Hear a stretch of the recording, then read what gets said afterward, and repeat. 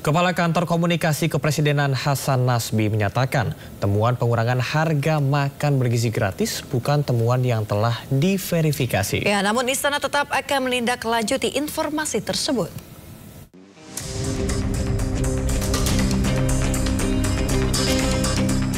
Baru beberapa bulan berjalan, Komisi Pemberantasan Korupsi menerima informasi bahwa dana makan bergizi gratis dikurangi. Makan bergizi gratis yang seharusnya diterima senilai Rp10.000 per orang berkurang menjadi Rp8.000 per porsi. Pihak KPK telah menyampaikan temuan ini pada Badan Gizi Nasional. Karena itu, KPK meminta agar BGN segera menyelidiki dan menindaklanjuti informasi ini sebagai tindak pencegahan. Salah satunya memang saya sampaikan berdasarkan informasi, ya, dan informasi ini kan belum diverifikasi, belum divalidasi. Ini baru informasi, tapi karena kegiatannya adalah bersifat kegiatan pencegahan, maka kami sampaikan dengan harapan bahwa informasi ini bisa segera disikapi secara preventif, gitu. Jangan sampai nanti sudah terlalu banyak, sudah semakin membesar, sudah terjadi di mana-mana, malah akhirnya menjadi sesuatu yang kontraproduktif. Usai temuan itu, pihak Istana buka suara dan berjanji akan menindaklanjuti informasi yang diberikan oleh KPK. Melalui Kepala Kantor Komunikasi Kepresidenan Hasan Nasbi, Istana menyatakan bahwa temuan pengurangan harga makan bergizi gratis bukan temuan yang telah diverifikasi. Agar program makan bergizi gratis berjalan dengan baik, Badan Anti Rasuah menekankan pentingnya tata kelola keuangan yang transparan. Selain itu diperlukan keterlibatan masyarakat serta memanfaatkan teknologi dalam pengawasannya. Dari Jakarta, Rizky Falufi, iNews melaporkan. Lembaga Bantuan Hukum atau LBH Jakarta menerima 619 laporan dari masyarakat terkait dengan kasus dugaan BBM oplosan Pertamina. Selama membuka posko pengaduan sejak 26 Februari hingga 5 Maret 2025, baik secara daring ataupun luring.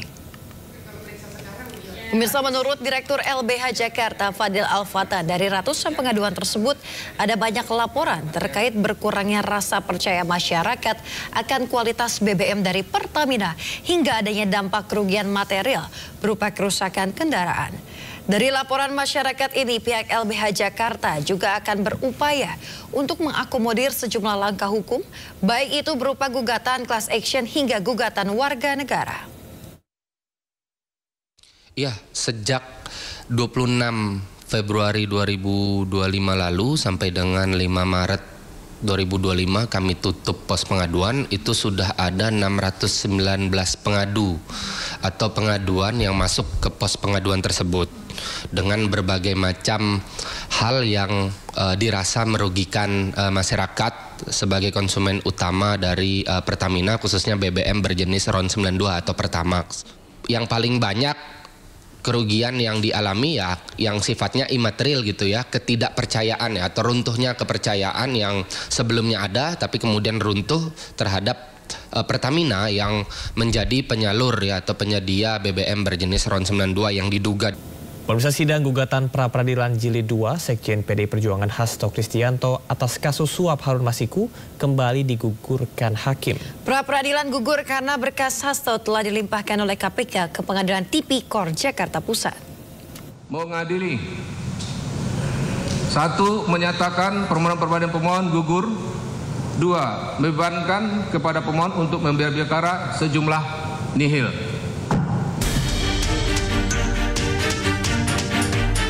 Hakim Tunggal pada Pengadilan Negeri Jakarta Selatan, Afrizal Hadi, menyatakan permohonan pra-peradilan yang diajukan Sekjen PDI Perjuangan Hasto Kristianto gugur. Pra-peradilan gugur karena berkas Hasto telah dilimpahkan oleh KPK ke Pengadilan Tipikor Jakarta Pusat. Permohonan pra-peradilan yang digugurkan oleh hakim terkait kasus suap pada kasus Harun Masiku. Sementara terkait kasus perintangan penyidikan masih belum diadili.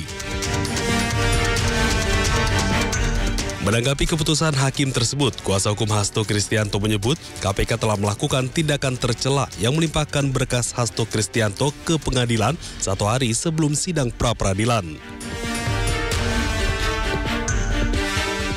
Apakah memang sah atau tidak penetapan seseorang menjadi tersangka? Nah, ketika permohonan ini digugurkan karena alasan formal bahwa ada tindakan dari KPK yang melimpahkan berkas perkara, sebenarnya yang dilakukan adalah mengesahkan tindakan-tindakan buruk dari KPK ini. Ya. Saya katakan buruk kenapa? Karena mereka mencoba melakukan penundaan. Ya. Pertama mereka melakukan penundaan persidangan ketika dipanggil. Kemudian yang kedua, mereka juga melakukan tindakan-tindakan yang mengabaikan hak asasi dari Pak Hasto. Misalnya haknya beliau untuk menghadirkan saksi yang menguntungkan, yang diabaikan oleh KPK. Kemudian yang ketiga, mereka secara sengaja ya, melimpahkan berkas perkara 1 hari sesudah berkas perkara dan orang diserahkan oleh penyidik kepada penuntut umum. Ini artinya apa? Ini memang terstruktur dan sistematis dilakukan oleh KPK untuk menggugurkan perkara pra-peradilan ini. Sementara dalam pertimbangannya, Hakim mendasarkan pada Surat Edaran Mahkamah Agung nomor 5 tahun 2021 menyatakan pemeriksaan pra-peradilan gugur jika berkas perkara tindak pidana telah dilimpahkan ke pengadilan. Tim Liputan iNews melaporkan. Berkas perkara Sekjen PDI Perjuangan Hasto Kristianto telah dilimpahkan ke Pengadilan Tindak Pidana Korupsi Jakarta untuk segera disidangkan. KPK menjerat Hasto dalam 2 perkara, yakni dugaan suap dan perintangan penyidikan dalam kasus Harun Masiku.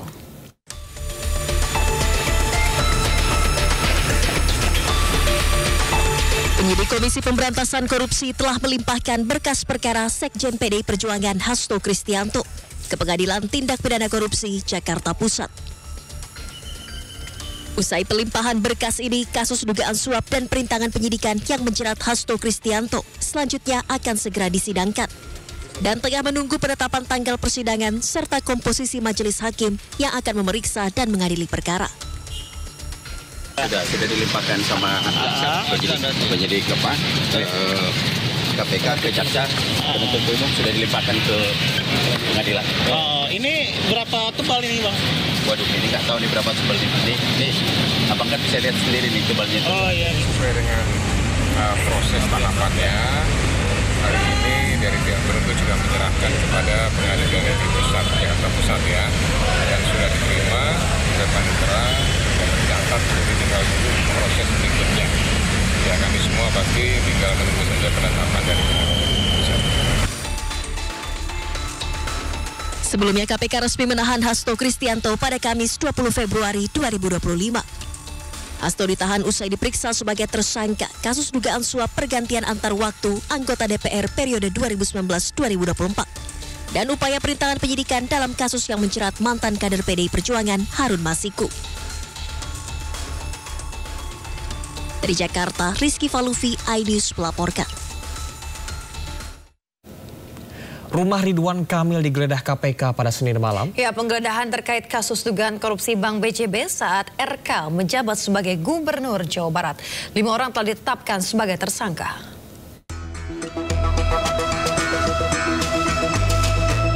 Rombongan penyidik KPK mendatangi rumah Ridwan Kamil di Jalan Ranca Bentang, Bandung, Jawa Barat pada Senin malam.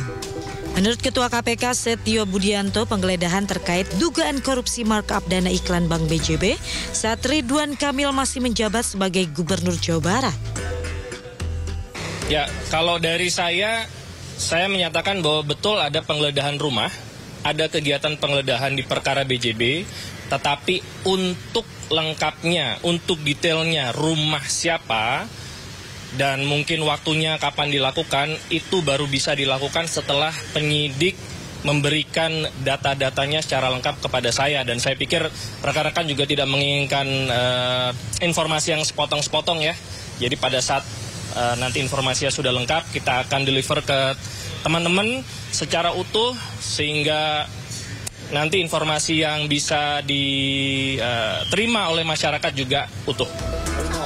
Melalui pernyataan tertulis, RK menyatakan dirinya kooperatif dan sepenuhnya mendukung penyelidikan yang dilakukan oleh KPK. RK juga tidak ingin berkomentar banyak terkait dugaan korupsi yang melibatkan dirinya dan menyerahkan sepenuhnya kepada KPK. KPK telah menetapkan 5 tersangka dalam kasus dugaan korupsi di lingkungan PT Bank Pembangunan Daerah Jawa Barat dan Banten BJB. Para tersangka terdiri dari penyelenggara negara serta pihak swasta. Belum ada informasi apakah ada Ridwan Kamil di rumah tersebut. Tim Liputan iNews melaporkan.